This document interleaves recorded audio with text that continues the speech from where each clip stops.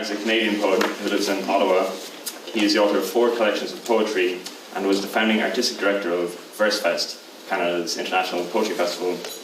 His most recent book, A Pretty Sight, published by Coach House Press, won the 2014 Ottawa Book Prize. Matthew Sweeney has published 13 collections of poetry. His latest, Inquisition Lane, is published by Bloodaxe. His 2008 collection, Black Moon, was shortlisted for the T.S. Eliot Prize. And Horse Music, published in 2013, was awarded the Piggot Prize for Poetry. He was born in Donegal and has lived variously in London, Berlin and Romania, and now lives in Cork. God love him. They'll read alphabetically, so David O'Mara. Thanks.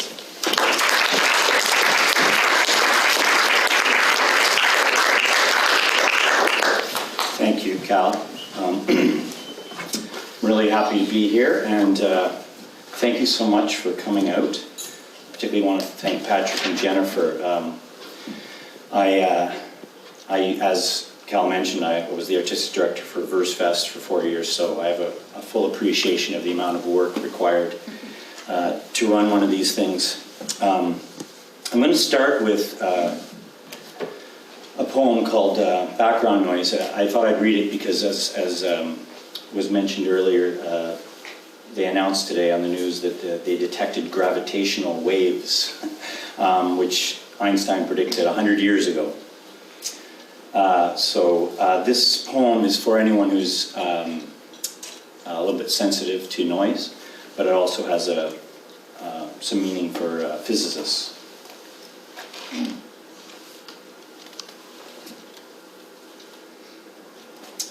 Background noise. Home, my coat just off. The back room murky and static like the side altar of a church. So at first, I don't know what I hear. One low, sustained electronic note keening across my ear. I spot the stereo glow, on all morning. The CD at rest since its final track, just empty signal now. An electromagnetic area of frequency backed by the wall clock's whir, the dryer droning in the basement, wind, a lawnmower, the rev and hum of rush hour pushing down the parkway. I hit the panel's power button, pull the plug on clock and fridge, throw some switches, trip the main breaker, position fluorescent cones to stop traffic. Still that singing at the edge of things. I slash overhead power lines, bleed the radiator dry, lower flags, strangle the cat, so nothing buzzes, knocks, snaps, or cries. I lock the factories, ban mass gatherings, building projects and road work, any hobbies that require scissors, shears, knitting needles, cheers, chopping blocks, drums, or power saws. It's not enough.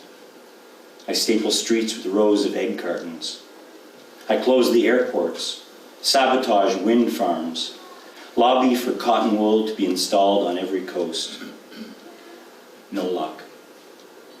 I build a 6-meter wide horn-shaped antenna, climb the gantry to the control tower, and listen in. I pick up eras of news reports, Motown, Vera Lynn, Hockey Night in Canada, attempt to eliminate all interference, pulsing heat, or cooing pigeons, and yet there it is. That bass, uniform, residual hum from all directions.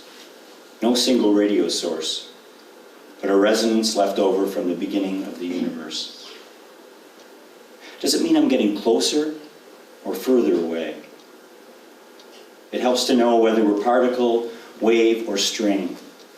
If time and distance expand or circle, which is why I need to learn to listen, even while I'm listening.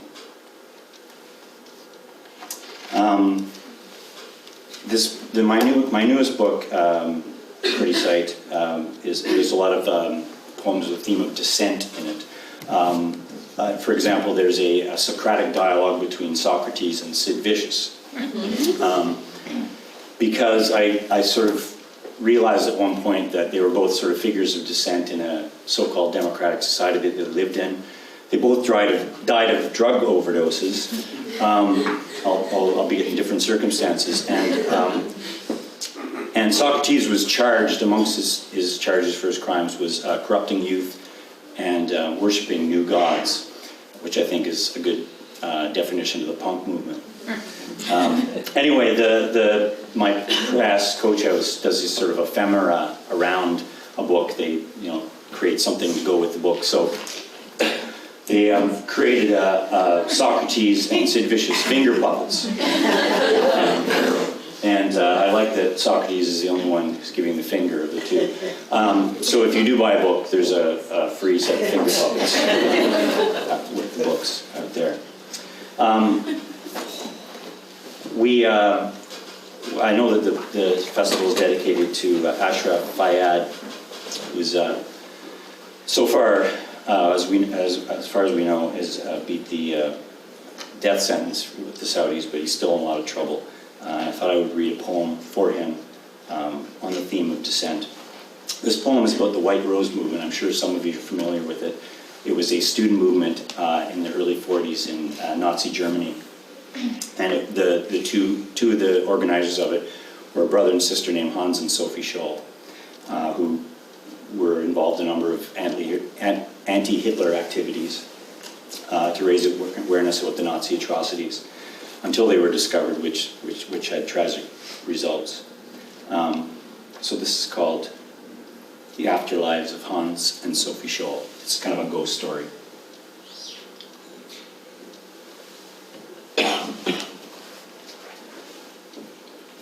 After the war, he stays underground, still wary of the necessary horse trades and occupying powers. Le Monde, Die Zeit, New York Times, Vietnam, Rwanda, Srebrenica. Years go by.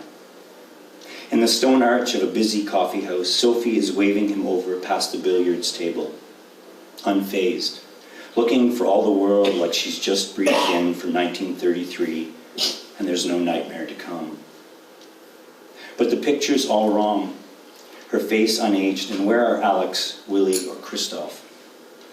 Sophie sighs, presses a hand against her brother's cheek.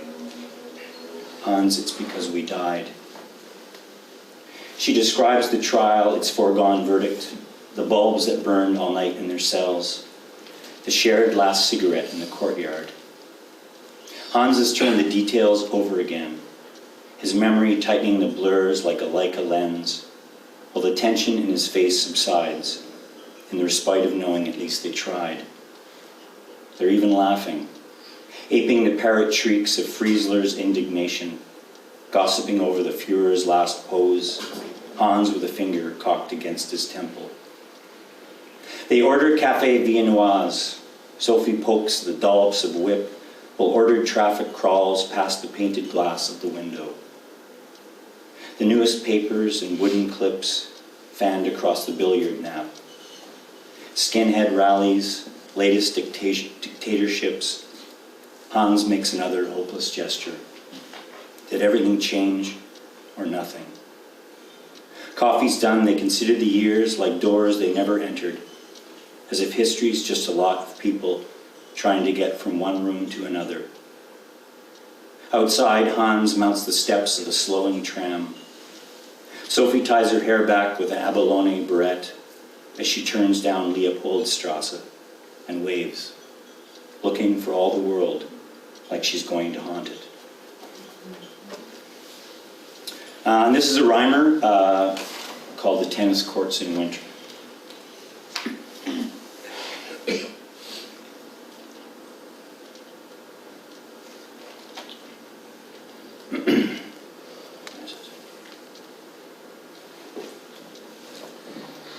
From Christmas through the end of March, I'd been trying to find some clever way to start a poem called The Tennis Courts in Winter.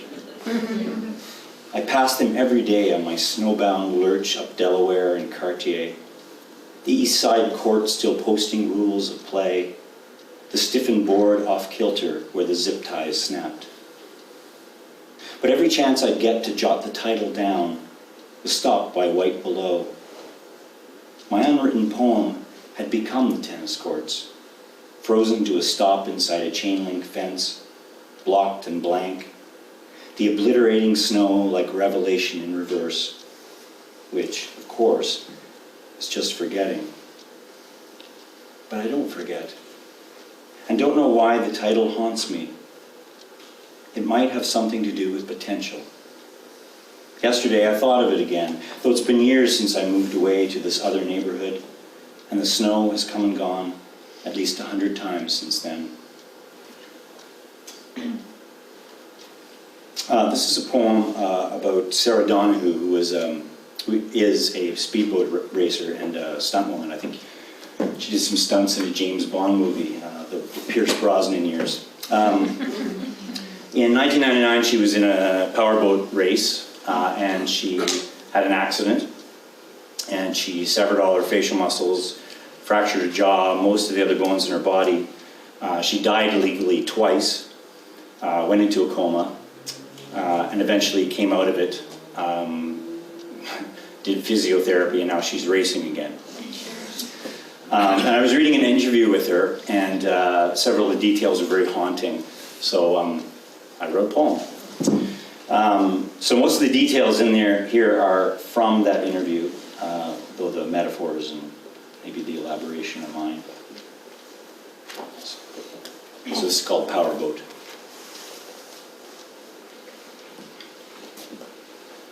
It was Sunday, September. Our crew was pushing hard for second place. Our ears roared as the stem post filleted the Venice lagoon. Then another boat kicked into the turn, and we hit their high wash.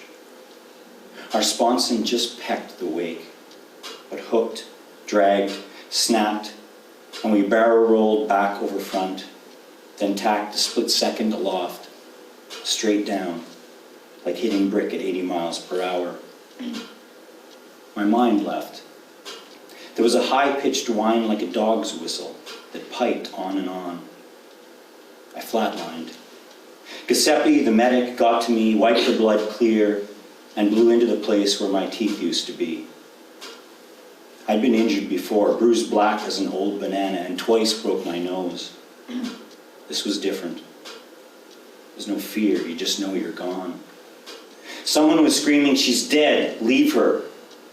And there were thumps on my chest like a fist on a tomb. The sky fluttered, wobbled.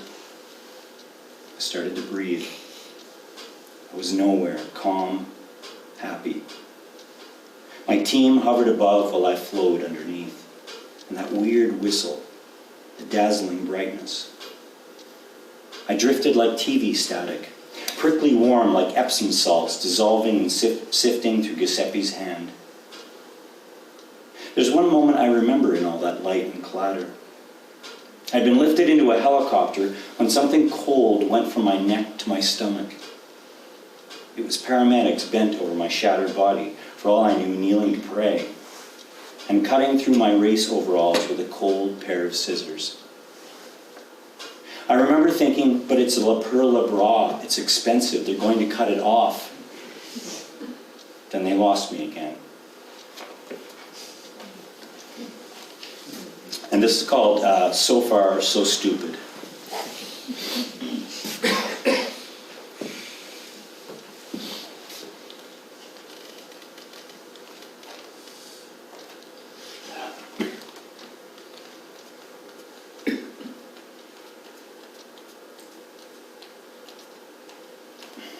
So far, I can't find it. Here. All those selfies I posted look really great. So spontaneous. Arm tentacled through bad light past the frame and umbilical toward my ego. Freud, meet Descartes. Intentions, like airports, look deceptively the same. Then you get a security pass for the doors just off the escalators. Inside my mind, there's another mind, like a prop warehouse, dramatically cluttered at times. I go there for the wind machine and freestanding door. I just slam and slam.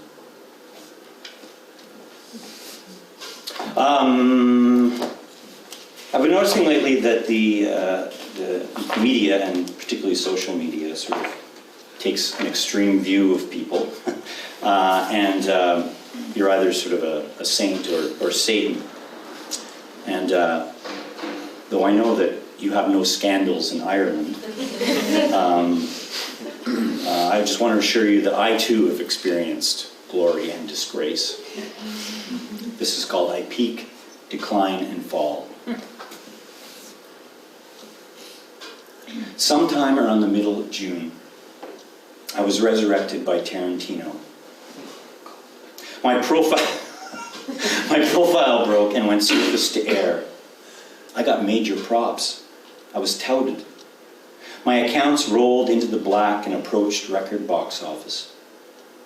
Suddenly my name was trending, and not some other O'Mara, no motivational guru, jockey, or rural cat doctor, but this asshole right in front of you.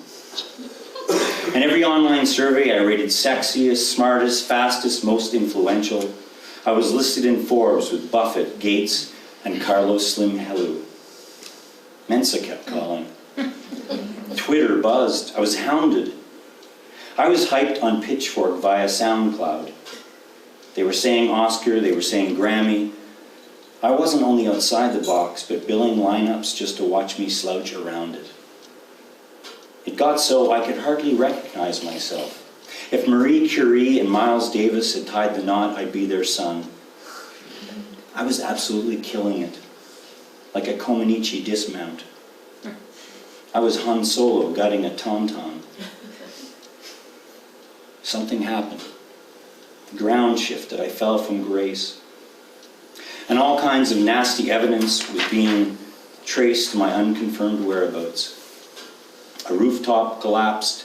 A swimming club was poisoned, and rumors went viral I'd taken kickbacks and ignored reports on structural defects and bacteria levels. They inflated the drama. Then I was misquoted on the Dalai Lama. Someone recalled my face in a crowd. Someone almost certainly saw me hanging out with cranked up, strung out fuck-ups, threatening retirees with a can of mace in a parking lot. While others claimed I was taking no calls, since I got caught with my pants down in a certain motel with a certain someone, and basically word went round and round that everything I'd ever done was on steroids, in cahoots, out of my mind, and beside the point. But don't believe a word of it. My cats once licked the top of the milk. Now they're back to fish heads and trash bins. I used to wipe my greasy lips with a silk pocket square. But here in the deep dark wood, I'm lucky to find a toothpick for a bonfire. I know what you're thinking. That I'll scratch yours once you stop kicking me when I'm down. But I've been around that block, remember? And there are people I wouldn't want to owe a favor to. Because he who throws the first stone is just getting started.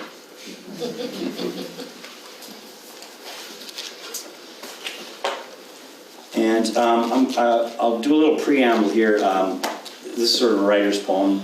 There's many of us in the room, but I was teaching in Banff, the Banff Centre for the Arts in the Rocky Mountains in Canada, workshop, and the students sort of got really caught up with this idea of inspiration.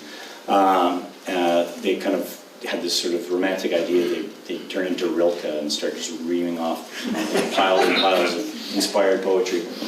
And I tried to deflate that. I've got a bit of a kind of blue-collar attitude to poetry, that you learn your craft, and when you get an opportunity, when you get a good idea, that's when that learning of craft kicks in.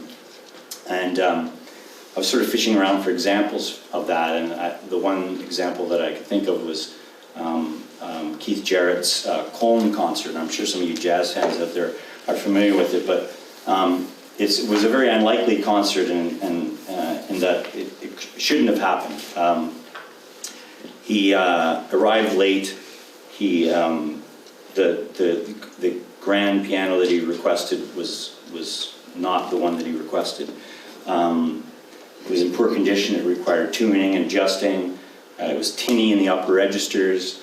The pedals didn't work properly, and he had to wear a brace because he was having back pains. But he had to improvise, and subsequently it became sort of one of the great jazz performances recorded.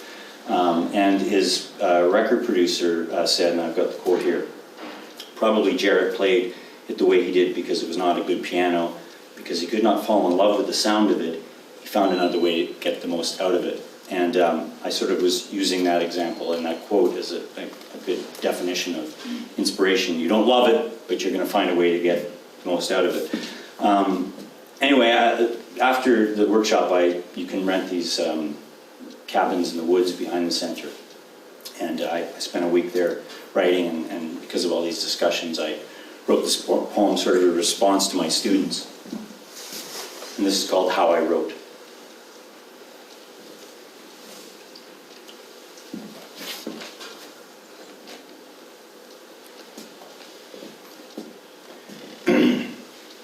You must change your life. But first, wait a few minutes. After all, Rilke couch-surfed from castle to chateau for a decade before his internal mood ring shifted to purple and signaled the muse. He finessed this later as creative possession, an impulse so focused he said to forget the time of day, though Wikipedia claims he never missed a meal at Duino. Big deal. Whatever it was, he could direct the spirit surges and knew how to work a crowd in its wake. Imagine him on Facebook. LOL. Precious, yes, but how not to be when you're born in Prague and write about angels. In any case, you won't catch me mooning along parapets and seawalls. Not because I wouldn't, but so far there have been no offers. I booked a week at Banff in a forest studio, ate scones, startled a ground squirrel, kept forgetting to bring a jacket, and one night heard blues harmonica drift from the Aboriginal Arts Lodge nearby. I texted a friend who's Ojibwe. WTF? He wrote back, why don't you go over there and ask them what they've got to be blue about? Touché.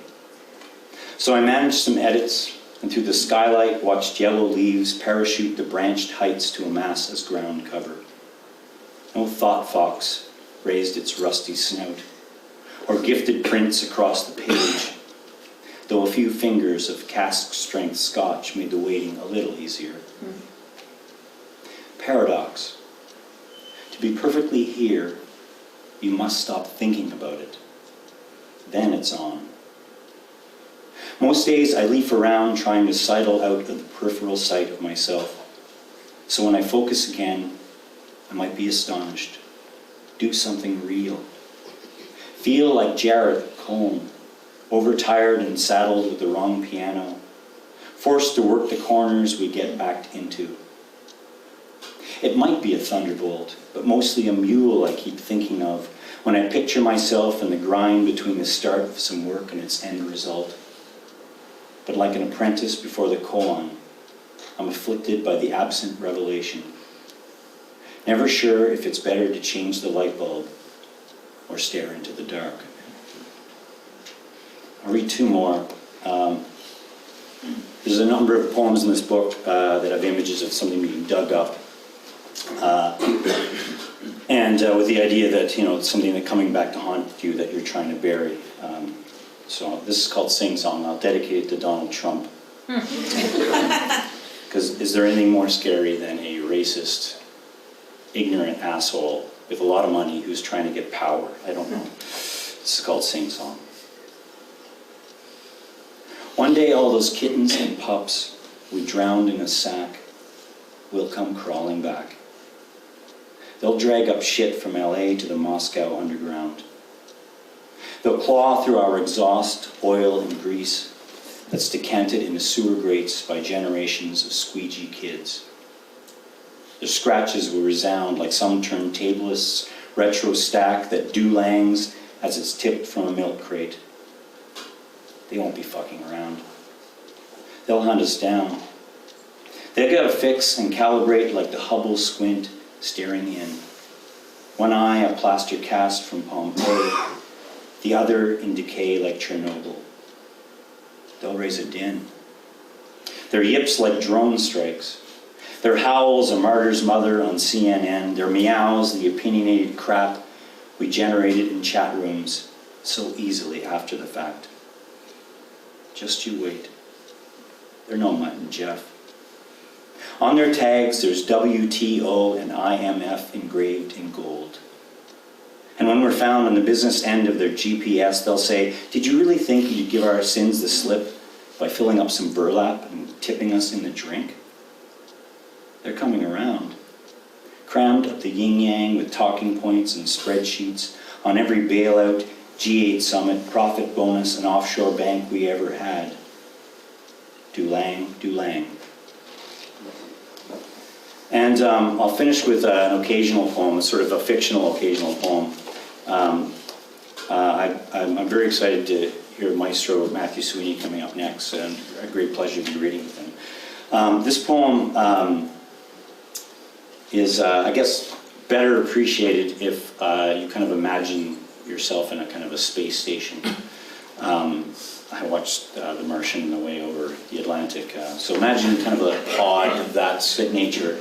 And maybe if everyone can imagine themselves in, some of those like color-coded unitards, from Logan's Run or Star Trek. It's sort of a sci-fi poem too. And it's just called Occasional.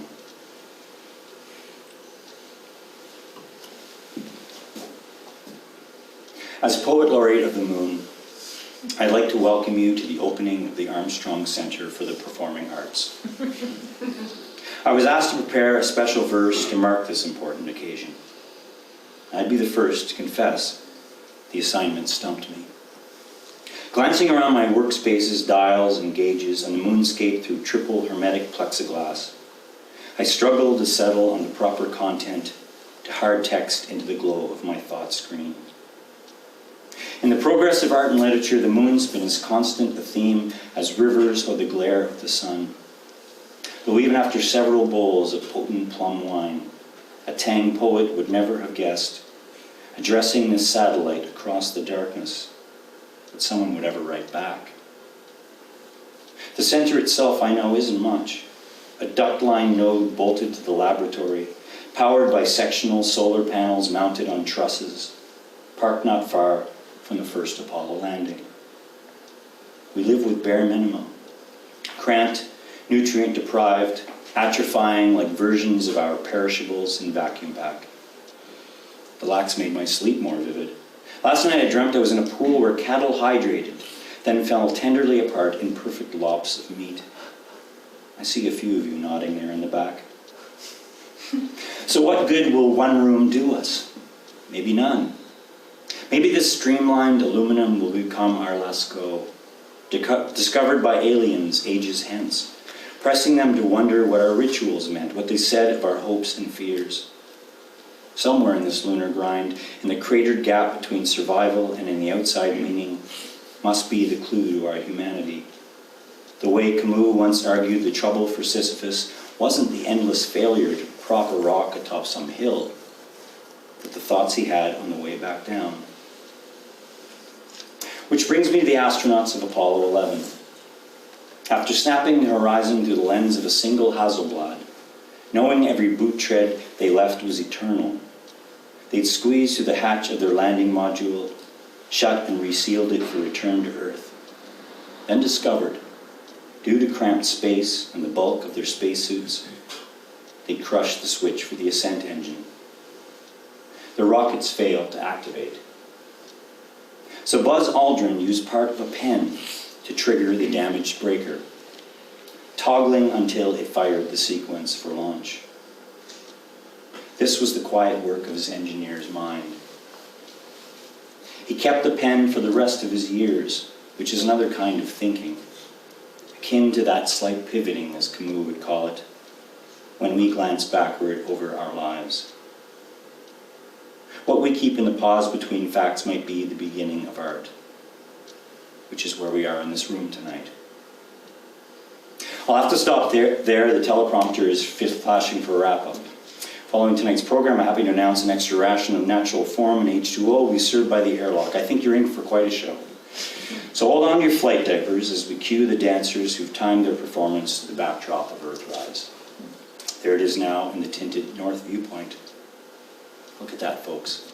To think they still find bones of dinosaurs there. Thanks very much for listening.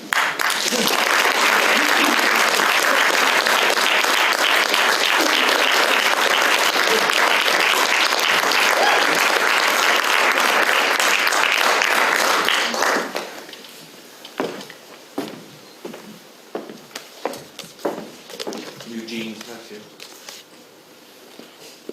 Good night.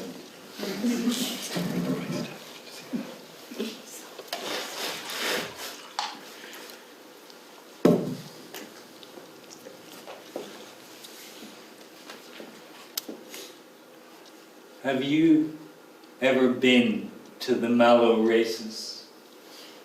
It takes some doing as they don't exist.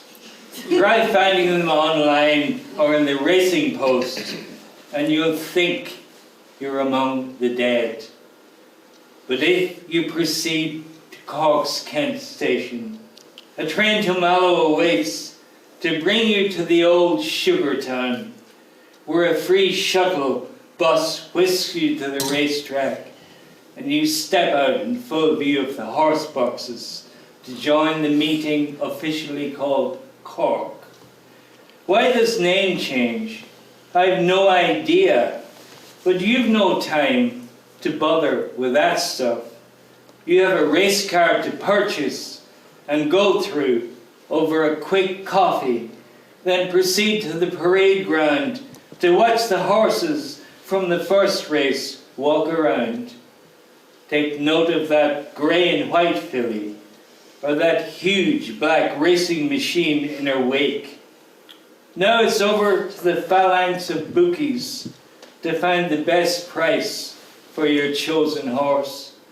Then do the little secret dance in the toilet, chanting out the nag's name in a whisper. And if you have a big win, I hope you do, please come looking for me. I'll be the man with the blonde moustache and yellow shirt giving out tips in the bar. I'll expect a drink.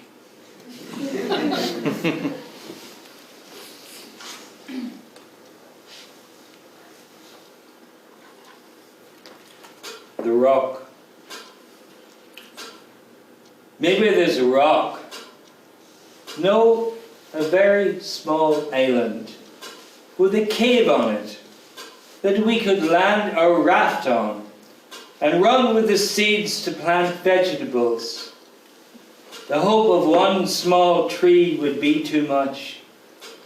But there might be some edible tiny creatures, some maritime, some not, and wild samphire. And leaving the foodstuff aside, butterflies, crow cousins, puffins, multicolored jellyfish, and maybe even bees with their wild honey. See, the food is back. That we'd have to steal, though we'd have forgotten to bring wheat seeds and couldn't return for them now. Still, perhaps some seeds of the island grass could be ground between big pebbles, and a kind of unleavened bread might be slowly baked in stone ovens, overseen by a half-naked, barefoot, hopping me. I'd like also, ideally, to find banks of coloured clay, to finally try to be a painter, using my fingers, of course, and I'd endeavour to sketch picture after picture of you all over the walls of the cave. I'll read the title poem of this most recent book, Inquisition Lane.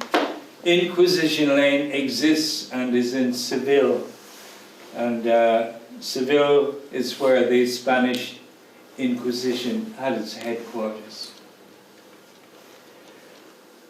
Last night I walked down Inquisition Lane to the bank of the Guadalquivir. I'd eaten fried chicken with garlic, grilled lamb's kidneys, and drunk a bottle of Ramon Bilbao Rioja Crianza. No one had tortured me for my lack of faith in the gilded Madonna or the cross-carrying Christ. No one was going to throw me in the river, minus my thumbs, fingers, or testicles. I'd even watched Barcelona win in silence. They were as popular as Protestants in Seville. Inquisition Lane was dim but not dark. The moon hung low above it, and swallows darted about over my long-haired head. I heard the faint sound of flamenco singing. I reached the river and saw a boat there. Without thinking, I jumped in.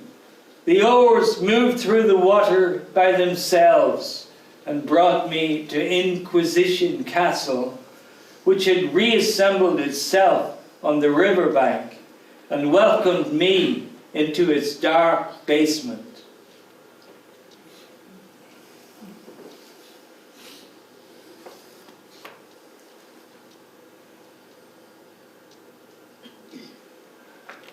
I have some definitions of poetry for young people, and one of them is poetry is a kind of lying your way to the truth. A history of glass blowing. The records show that in Shanghai, at the end of the Yuan dynasty, the year 1364, a glassblower blew a mermaid that came to life and swam away. And in Cologne in 1531, a team of glassblowers blew an orchestra, instruments and all, and these played.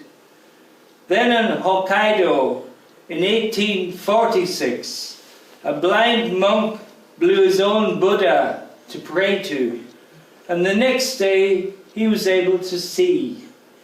In Natchez in 1901, a glassblower blew a paddle boat with gamblers in it, one of them lying dead. And in Oaxaca in 1929, a small version of the Sierra Madre was blown, with gold diggers on its lower slopes, and the whole town filled with gold. In Letterkenny, in 1965, a woman blew a flock of glass sheep, wool and all, each of them with a tinkly ba. In 1993, in Set, the harbour glassblower blew a lighthouse with its own light. And in 2004, in Timisoara, 3 glassies blew a new solar system that they let float up and away.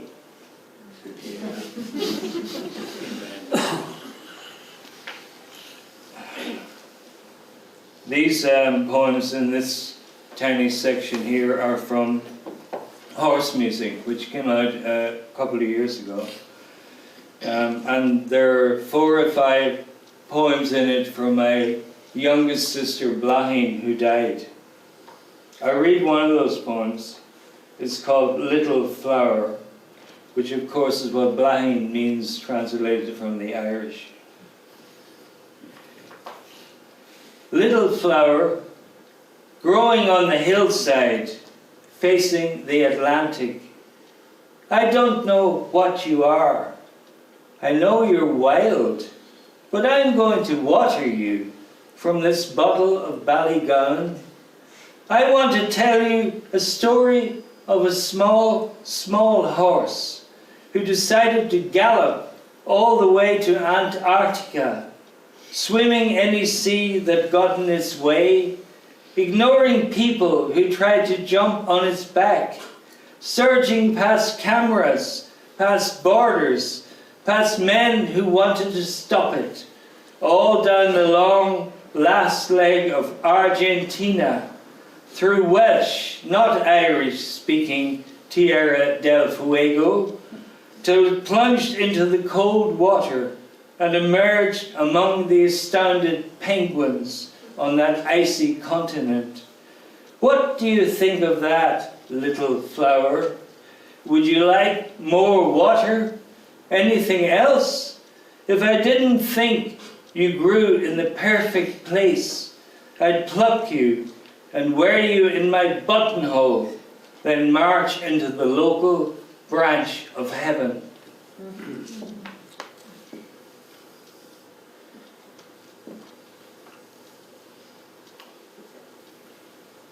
There are also a few poems in that book from my father, who died in 2008.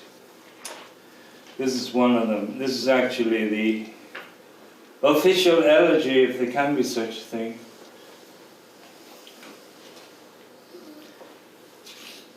In the garden.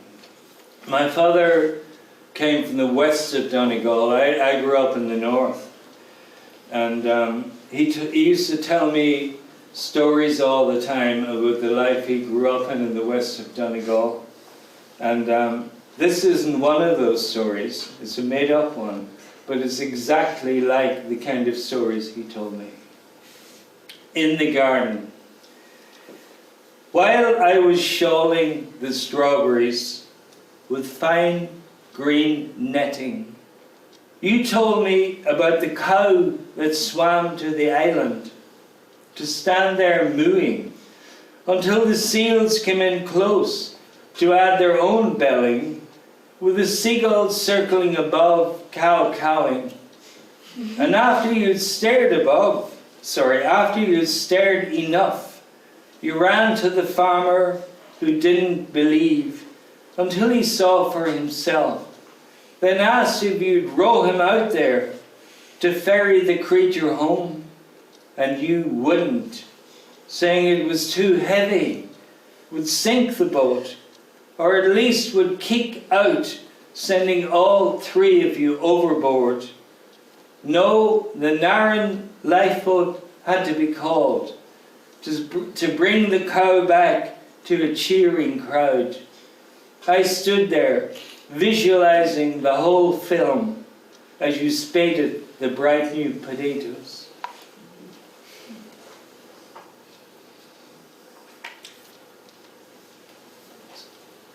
Visualizing the whole film.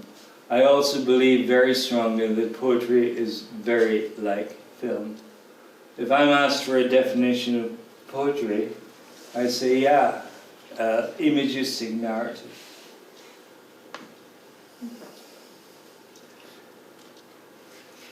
Elegy for the Moon Man. Oh, Neil Armstrong, I met you in Shropshire in some arts retreat. I was there on a college project. You were on tour giving talks about your dance on the moon. I never heard you, too busy drinking and playing table tennis so fiercely I concussed myself on a metal pipe. Next morning I had to leave the lecture to puke. I went to the bar for a water, and there you were on a bar stool sipping pink gin. You smiled, asked who I was, then said you were Neil Armstrong, the Moon Man. I sat and you told me all about the moon, but first you asked if I could drive. I couldn't, and you laughed, advising me to learn to fly first as you did, and you flew far. When you took the eagle down to the tranquil sea, what were you thinking? You sat there for hours before descending to bounce on the moon, with Buzz bouncing too. You ordered another gin, got me a second water, then darkened and said, "The moon fucked me up. It fucked up all of us who walked on it, looking back at that blue ball. How do you think it feels to be so far away? When I got home, I wanted to return there, but I knew I never would. It kept some of me, though. I'm really up there still, and when I die, my ghost will fly to my footprints and I'll haunt the moon.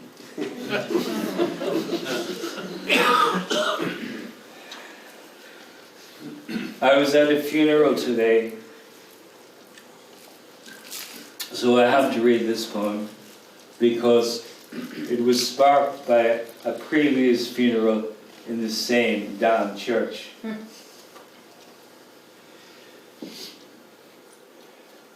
It's called The Loop. I keep going to funerals these days. Everyone is dying. I'm sick of coffins being shouldered by big men or sat there at the front of the church with a candle behind and a wreath on top. I hate their silver handles. I hate also the way the priest hijacks the occasion, transmuting the corpse into a holy person, even if he, she would rise from the coffin screaming if they heard what was being said. Yet people keep dying, and I end up in churches listening to the lies put out in the name of Christ, a good man who'd have been wonderful to know, who'd have no time for the spun cant his words have become. And I watch the altar boys bring forward the holy water, the incense and the thurible for the priest to anoint the coffin so it can slip into the ground, into the hole in the ground without a worry. Yeah, maybe, but I'm thinking it can't be that easy.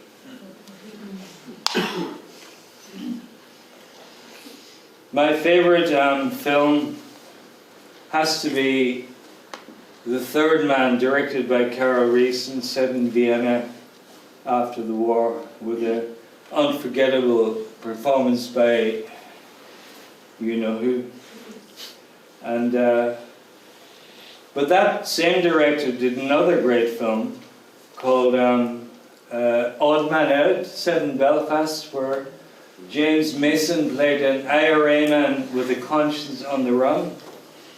And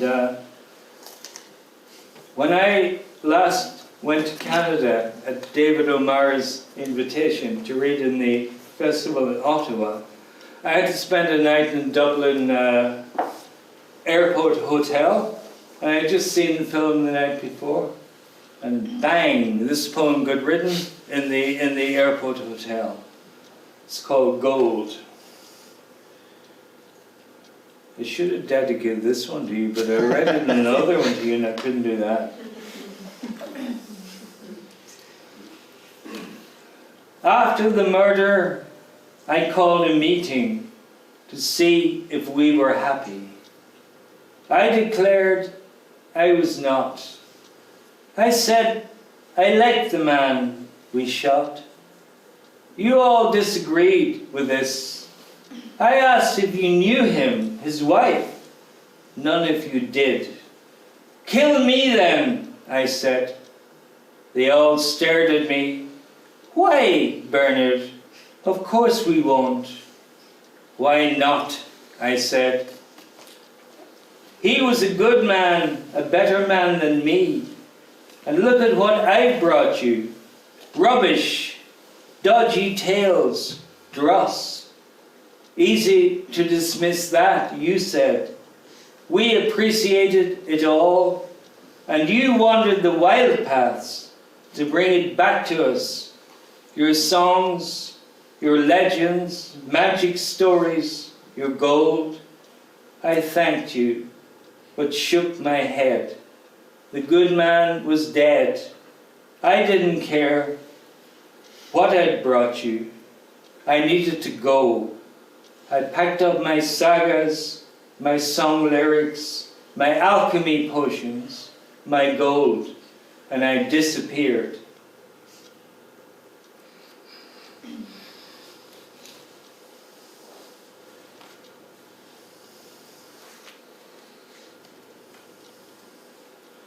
A little homage to Samuel Beckett. If we fail again, fail better. The dog and the moon is also we. echoed Yeats's Captain the Moon. The dog tried to bite the moon, but he couldn't jump high enough and fell into the river where the moon's reflection bobbed. He couldn't bite this either, so he swam to the bank where he clambered out and ran off howling, dripping, to a hole he pawed in a grave.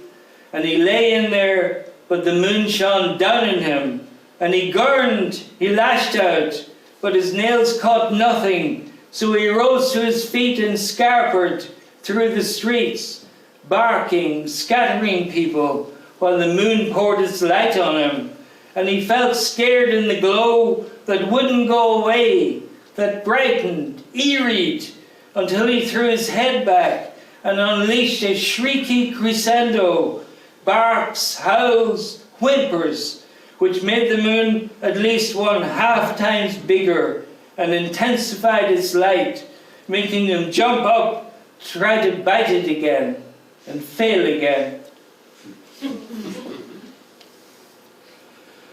Scottish poet once told me I have to have the decency to give the audience the 3-poem warning. Three poems when we stop. So I'm going to give you one old poem and 2 new poems. The old poem's from a book called Blue Shoes, which came out in 1989, and I haven't read from in a long time. This poem's called The U-Boat, and it's a little homage to the great German writer Günter Grass. It echoes obliquely his second novel, or one should call it a novella, called Cats und Maus, or Cat and Mouse. The U-Boat. I am floating by the wrecked U-boat, naked as a dolphin in the August sun. I've got away again from everyone. I've moored my raft to the periscope that stays underwater. On it I keep my shorts and shoes and Coca-Cola and a Bavarian girly magazine. I become so at home in the ocean that I think I must someday drown. Miles away on the edge of my hometown, twin cooling towers fork the sky, where an airship futs selling beer. No one knows the U-boat is here. No boats approach these rocks. No swimmers advance. I don't advertise. I dive to the conning tower and enter. Bubbles speed up behind me, above me, but I am fast. I slide past my friend, the skeleton, until my breath runs low. Then I hit the surface he saw long ago, but never quite saw in the end. The penultimate poem is a Cork poem, but it's an apocalyptic Cork poem. Just to show David, he's taking his life in his hands to come to this city. That lovely river just down the road there, it's lethal. Frogman. When the river rose as much as he hoped it would, and the first wavelets explored Kirill's Quay, he ran back up the hill to his house, unlocked the heavy door, took the stairs 2 at a time, stood on a chair to rummage on top of the wardrobe, till he got all of his diving suit that he'd secreted there.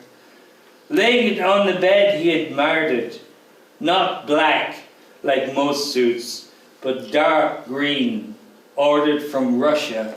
He undressed and got into the dry suit, checking how he looked in the mirror. He strapped on the backpack box and stuck his head into the diving mask, the flippers he'd keep till he was entering the water. Switching on the TV to see the progress of the flood, he saw it was overrunning the city centre. Excellent, he thought, locking the door and loping down the path. His neighbour laughed loudly at the sight of him, but he ignored the man, foregoing his usual greeting. Minutes later, the drivers couldn't look at the road. Halfway across the shaky bridge, he donned his flippers, hopped up on the parapet and dived in. 2 boys saw the splash and cheered.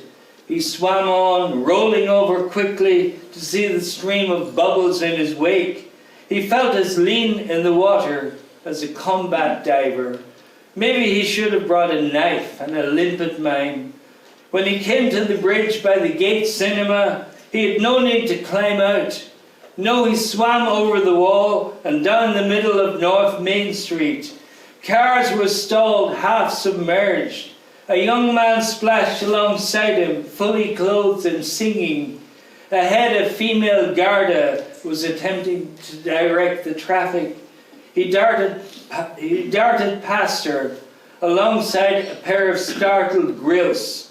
Seagulls were circling overhead as he veered left to Dawn Square, where 2 men waited with a statue of the Virgin, trying to get the flood to subside. Yeah, the water was rising. Soon it would be over the roofs. He looked forward to being the city's last survivor. And the final poem is spoken by a parrot. It's called The Parrot's Soliloquy. And I just want to say, this is a great festival. It's great this is in Cork. It's a wonderful privilege to read here and to read with my good friend, the great Canadian poet David O'Meara. Birds fly over any border without being checked and do without passports.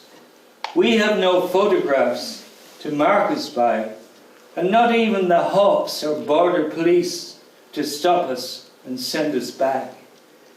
I speak for all feathered folk on this matter, watching you people mass in stations, or slip through razor wire, or suffocate in airless trucks, or drown in the still sea.